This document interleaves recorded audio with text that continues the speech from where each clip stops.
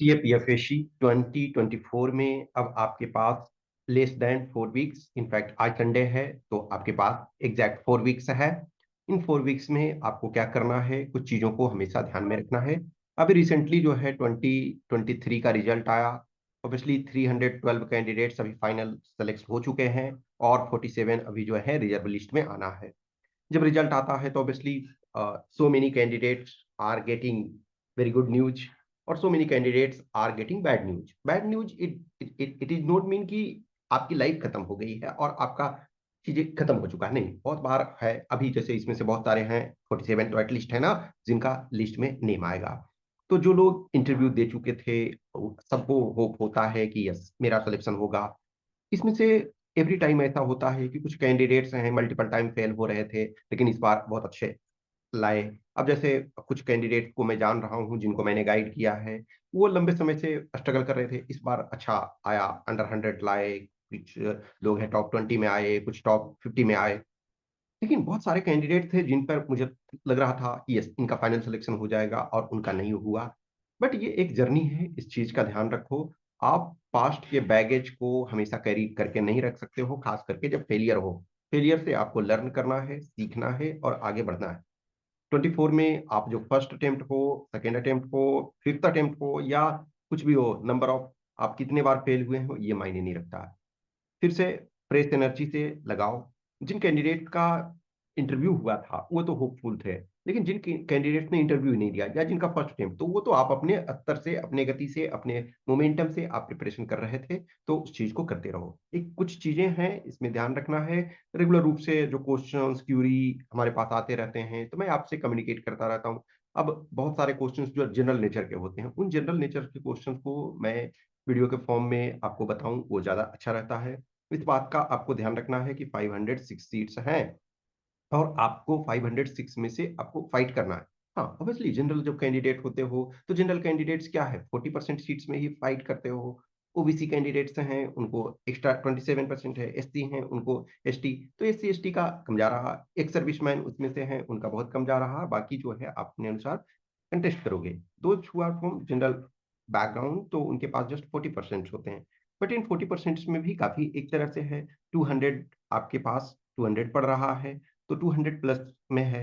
One आप देखोगे कि 21 में जस्ट 171 सीट्स थे, तो जितने उसमें से सीट्स थे उससे ज्यादा आपके पास जनरल में पड़ रहा है। लेकिन आप किसी भी ग्रुप में हो आपको उन चीजों से परेशान नहीं होना है, जितना है आपको पता है।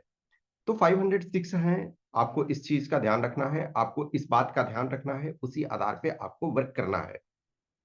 अभी देखो लास्ट कपल ऑफ इयर्स में देखो, खास करके आप ये 2018 देखो, 2018 में कट ऑफ बहुत कम था, कुछ क्वेश्चंस कुछ कैंडिडेट्स के मैसेज भी इसी आधार पे थे। देखो डियर 2018 को बेंचमार्क मार्क करके आप प्रिपरेशन नहीं करोगे। कुछ कैंडिडेट्स का है कि सर 466 जब आपका 2018 में कट ऑफ था तो और इस बार सीट्स जो है 506 है, तो क्या हम उसी बेंचमार्क के अनुसार कट ऑफ देंगे? नहीं डियर, सबसे पहली बात है कट ऑफ को भूल जाओ इस समय। कट ऑफ डिपेंड करता है नंबर ऑफ सीट्स पे तो करता है, लेकिन उससे ज्यादा इंपॉर्टेंट ये होता है कि विद टाइम पासेस जो होता है एवरी कैंडिडेट लास्ट, अब लेटेस्ट टेक जैसे अब एग्जांपल मैं दे रहा हूँ, कुछ कैंडिडेट्स हैं जुड़े हुए मेरे से जो लास्ट टाइम 2 बार से 3 बार से सेलेक्ट नहीं हो रहे थे, इस बार टॉप 20 में आए। इसका मतलब क्या है, उन्होंने एक्स्ट्रा पुश किया। तो वैसे ही हर कैंडिडेट जो है जो सीरियस है, नॉन सीरियस वाले को तो कितना भी कोई दिक्कत नहीं है। अब जैसे कुछ ऐसे हैं जो 3 टाइम से कंटिन्यूअस इंटरव्यू दे रहे हैं, तो ये मान रहे हो ना कि आप वो कैंडिडेट सीरियस हैं। जिस दिन वो थोड़ा सा एक्स्ट्रा पुश कर देंगे तो उनका रिजल्ट हो जाएगा। तो जो नंबर ऑफ सीट्स बढ़ते हैं वो डायरेक्टली वो आपको 3 to 5 marks depending on 3 to 5 marks आपको इम्पैक्ट करता है। समटाइम में भी बहुत ज्यादा सीट्स बढ़ गया तो 10 मार्क्स भी कर सकता है। लेकिन जो मार्क्स मेनली अभी बढ़ रहा है उसका कारण देखोगे आप 2018 तक का देखो, उसके पहले किसी भी ईयर का देखो, 2018 2017 2016 2015, इन नॉर्मल में कर रहा हूँ। पेपर 2 में जो है मार्क्स रिलेटिवली कम आ रहे थे। मैं अपने टाइम में देखता हूँ, हमारे टाइम में देखा जाए तो बहुत सारे मैक्सिमम कैंडिडेट्स जो थे उनके 70 80 यही वाले रेंज में, 70 80 के रेंज में पेपर 2 में मार्क्स थे। आप अभी देखो, अभी जो रेंज है 80 से लेकर के और 100 तक वाले में आपको बहुत कैंडिडेट्स मिलेंगे। तो जो ये 70 से 80 है और ये 80 से 100, तो एक तो ये काफी बढ़ गया। इंटरव्यू पर्सनालिटी टेस्ट में यदि देखा जाए तो यस, 21 और 22 में पर्सनालिटी टेस्ट में भी मार्क्स बढ़े हैं, लेकिन वो सबके नहीं बढ़े हैं, टॉपर्स के बढ़े हैं। टॉपर्स जो हायर यदि 2020 तक देखो, 2020 तक ये में हाईएस्ट मार्क्स इंटरव्यू में 113 मिल रहा था। 21 में क्या हुआ? 120। 22 में क्या हुआ? 130। तो ये देखो हाईएस्ट मार्क्स में बढ़ा, लेकिन जो मीडियन कैंडिडेट है तो उनका 85 to 100। बहुत सारे कैंडिडेट्स का इसी में रहा। लेकिन हाँ, इधर यदि 21 वाले में, चूंकि 21 में सीट्स बहुत कम थे, तो इसमें से 21 वाले में देखा जाए तो 105 प्लस भी अच्छा खासा कैंडिडेट्स के इंटरव्यू में थे। तो एक तो पेपर टू ने काफी पुश किया है। अब पेपर टू में 100 प्लस बहुत सारे कैंडिडेट्स का आता है। इसका कारण क्या है कि जब मैं अपने टाइम में देखता हूँ, मैंने कभी जीवन में टेस्ट नहीं लिखा असिस्टेंट कमांडेंट के लिए। हमारे टाइम में ऑलमोस्ट एक आध जगह छोड़ दिया जाए तो कोई टेस्ट वेस्ट और हम लोग को कोई मतलब ही नहीं था। जैसे मैं अपने ग्रुप में था, मैं मेरा रूममेट, तो हम लोग बस आपस में थोड़ा बहुत डिस्कस कर लेते थे। इनफैक्ट टेस्ट वेस्ट तो कुछ लिखते नहीं थे। तो वो उस समय देखोगे कि 280 के आसपास कट ऑफ जा रहा था। अभी जो क्या है, लास्ट 21 22 में देखो तो 345 340, ठीक है, तो इसके आसपास जा रहा। इसका मतलब क्या है कि जो पेपर टू है वो उसने काफी एक तरह से on an average 30 marks, 20 marks to 30 marks paper two ने इंक्रीज किया है। 10 मार्क्स के आसपास यदि देखा जाए तो आपके पर्सनालिटी टेस्ट ने किया इंक्रीज इधर। और जो ध्यान रखो कि with time passes every candidate थोड़ा थोड़ा सीरियस हो, उनके पास अधिक रिसोर्सेस आते जाते हैं, उनके पास अधिक अपॉर्चुनिटी आते जाते हैं। कुछ चीजें जो होती है, यस लक मायने रखता है, थोड़ा बहुत लक मायने रखता है। बट वो कहते हैं ना कि Fortune favours the prepare mind. जो कैंडिडेट्स प्रिपेयर्ड हैं, जो कैंडिडेट्स अच्छे तरीके से प्रिपेयर हैं किए हुए, अच्छे तरीके से वर्क किए हुए हैं, लक उन्हीं के लिए काम आएगा। लक ये नहीं होगा कि आप 60 मार्क्स ला रहे थे और आपको 120 आ जाएगा, ये नहीं होता है। 60 से 70 आ जाएगा, 75 आ जाएगा, ये लक में काम होगा पेपर टू में ही। यदि आपने आपके 75 क्वेश्चन सही हुए, 150 मार्क्स हुए, लेकिन आपने कुछ जो रिस्क लिया था उसमें से रिस्क वाले में 5 क्वेश्चन एक्स्ट्रा सही हो गए काट छाट करके, तो 10 मार्क्स मिल गए, तो 160। ये आपका लक होता है, यहाँ लक मायने रखता है। दो ऑप्शन आपने एलिमिनेट कर दिया और जो ऑप्शन आपने टिक किया वो सही हुआ और वो ज्यादा नंबर ऑफ क्वेश्चंस में सही हो गया, तो एग्रीगेट आपका मार्क्स इंक्रीज हो जाता है। लेकिन ऐसा नहीं होगा कि आपका 50 है और 50 से 100 हो जाएगा, ये कभी नहीं होगा। एक चीज ध्यान रखना कि जो आप किसी भी माध्यम से हो, हिंदी हो, इंग्लिश हो, at the end of the day you are fighting with all India level candidates. All India level के कैंडिडेट से फाइट कर रहे हो, तो आप ये मत सोचो अपनी बेचारगी से। यदि जिससे आप जुड़े हुए हो, आप अपने पेरेंट्स के लिए, आप अपने फैमिली मेंबर के लिए, आप अपने फ्रेंड्स के बीच में हीरो हो, नो डाउट। लेकिन इन यूपीएससी में जब आ रहे हो तो ऑल इंडिया के बेस्ट ब्रेन से आप फाइट कर रहे हो। आपके साथ असिस्टेंट कमांडेंट में भी वो कैंडिडेट्स फाइट कर रहे हैं जिन्होंने सीएससी का इंटरव्यू दिया हुआ है कभी, जिन्होंने सीएससी का मेंस लिखा हुआ है। वो भी आपका या तो मेंस लिखा हुआ है या इंटरव्यू में वो गए हुए हैं, वो भी आपसे फाइट कर रहे हैं।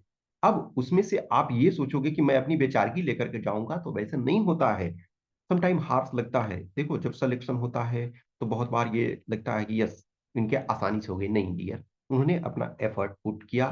मे बी इस एग्जाम में नहीं तो किसी और एग्जाम में। आप अपने को पहचानो, आपका कंपटीशन आपसे है। हाँ, आज के डेट में इंफॉर्मेशन सब जगह मिल रहा है। अब जस्ट इमेजिन करो कि टॉप 10 कैंडिडेट्स के मार्क्स क्या हैं, तो आप देख सकते हो, आप समझ सकते हो, आप जान सकते हो।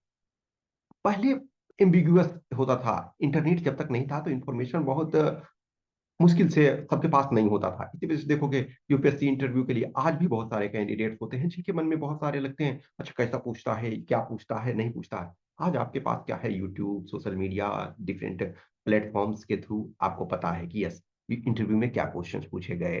कैंडिडेट्स जो आपसे आपके पहले हैं, सेलेक्ट हुए हैं, वो आपसे अपने एक्सपीरियंसेस शेयर करते हैं।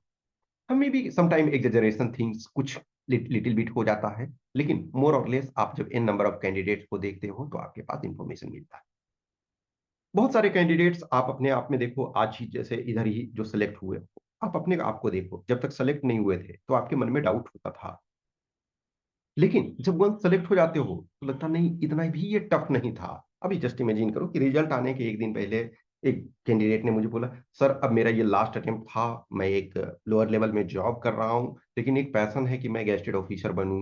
अब बताओ मैं क्या करूं, रिजल्ट में पेंडिंग हो रहा, क्योंकि अब ये लास्ट अटेम्प्ट है तो असिस्टेंट का मार्क। मैंने बोला डियर रुक जा, अभी रिजल्ट आने दे, जब तक तब तक आप थोड़ा थोड़ा प्रिपरेशन करते रहो। मैंने उनको उनके अनुसार बताया कि यस इसको थोड़ा थोड़ा देखते रहो, लेकिन अभी कुछ मेजर डिसीजन लेने से पहले थोड़ा सा रुक जाओ। फाइनली उनका सिलेक्शन हो गया, दैट्स ग्रेट कि आप एक तरह से ग्रुप डी में हो और ग्रुप डी से डायरेक्ट आप ग्रुप ए गेस्टेड ऑफिसर होते हो ऑल इंडिया लेवल में, तो ये एक बहुत बड़ी अचीवमेंट्स होती है। तो सिर्फ आप ये मत देखो कि सफलता मिल गया, सफलता के पीछे का स्ट्रगल देखो। एक आप प्लांट लगाते हो, मैंगो का सीजन चल रहा है, अभी कुछ दिन पहले लीची का सीजन चल रहा था, ठीक है ना।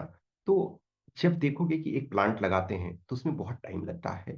हाँ ऑब्वियसली है, आज के डेट में जो बहुत सारे हाइब्रिड टाइप के आ गए हैं तो वो तुरंत 1 ईयर में ही मैंगो भी फल देने लगते हैं, 1 ईयर 2 ईयर्स में, 2 ईयर्स में हमारे भी मैंगो फल देने। लेकिन उसके पहले आपको, अब वो पेड़ बड़ा होगा उसमें टाइम लगेगा, उसमें देखना पड़ेगा आपको कि कोई जानवर है उसको डिस्ट्रॉय ना कर दे, फ्लड वगैरह किसी एरिया में आ जा रहा है, किसी में कुछ और प्रॉब्लम हो रहा है, कभी सूखे पड़ रहे हैं कुछ, तो आपको उसमें से हर चीज से बचाना उसको पड़ता है। कभी पता चला कि उसमें कीड़े लग गए, कुछ और चीजें हो गई, तब जाकर के वो सक्सेस होता है। वैसे ही आपका है, आपको सिर्फ ये मत सोचो कि यस वो सक्सेस हो गया, मेरे से खराब स्थिति में था, नहीं।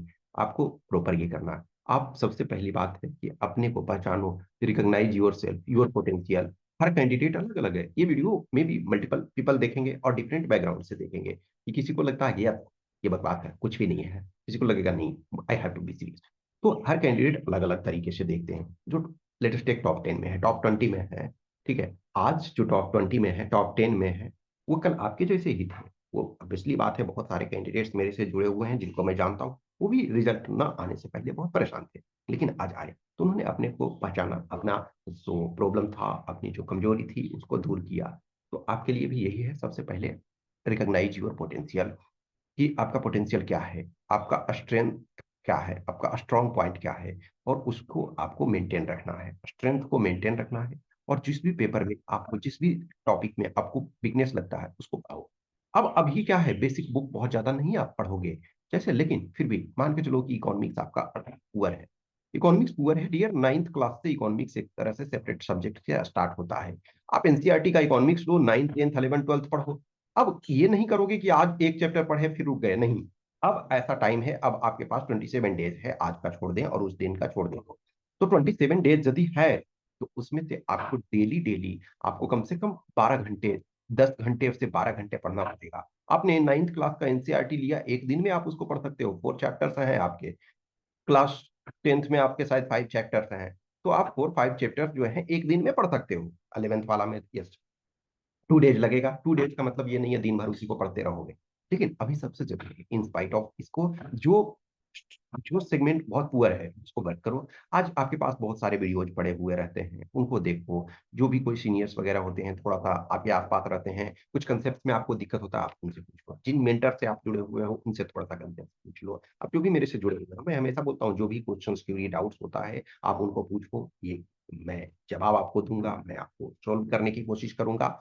तो ये करने की कोशिश करो, उसके बाद आप मोर और मोर क्वेश्चंस की प्रैक्टिस करो। ये एक बहुत इंपॉर्टेंट फैक्टर है, खास करके जैसे पेपर 1 है, पेपर 1 में ड्रास्टिक मार्क्स चेंज हो जाता है। यदि आप 100 ला रहे हो तो पेपर 1 में आप 160 भी ला सकते हो, यदि आपने एक महीने प्रॉपर प्रैक्टिस की। अब उसके साथ ऐसा नहीं है कि मतलब कंसेप्ट आपका प्रॉपर क्लियर है, आपका चीजें प्रैक्टिस आप नहीं कर रहे थे, due to lack of practice बहुत सारे क्वेश्चंस नहीं कर पा रहे थे, तो आप 160।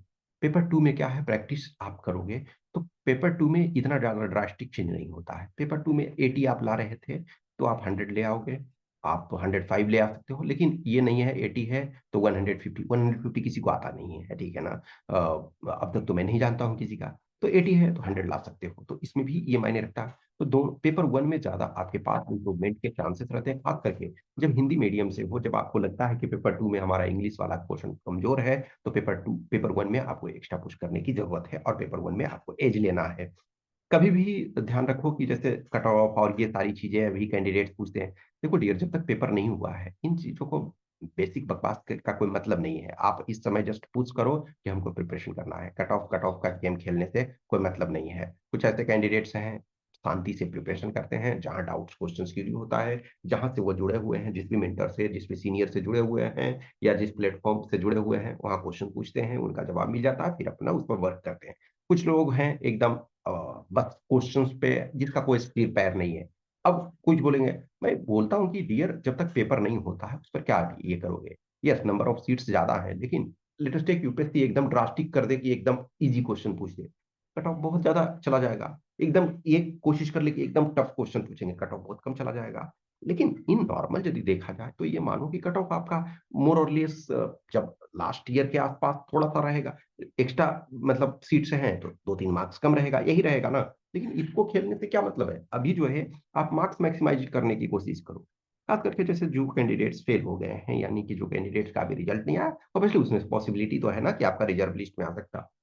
तो 1-2 दिन आप थोड़ा सा टाइम लगेगा वो नॉर्मल होने में, लेकिन जितना जल्दी हो सके नॉर्मल हो जाओ, क्योंकि आप रिटर्न क्वालिफाई थे, आप फिजिकल क्वालिफाई थे, आप मेडिकल क्वालिफाई थे, आप इंटरव्यू बोर्ड में गए, तो आपके पास एक कॉन्फिडेंस है। तो 1-2 दिन में नॉर्मल हो जाओ और बाकी सिरे से वर्क करो। आप एटलीस्ट आपको पता है कि हम क्या, हमारा स्ट्रेंथ है।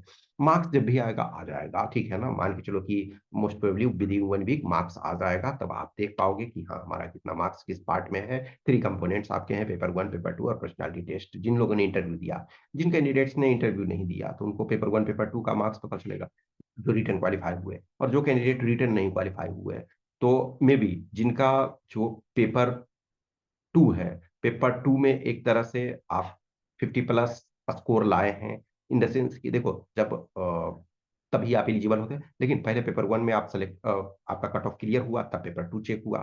तो जिनका पेपर 1 कट ऑफ क्लियर कर गए, तो पेपर 2 चेक हो जाता है, और फिर आपको पेपर 1, पेपर 2 दोनों के मार्क्स मिलते हैं।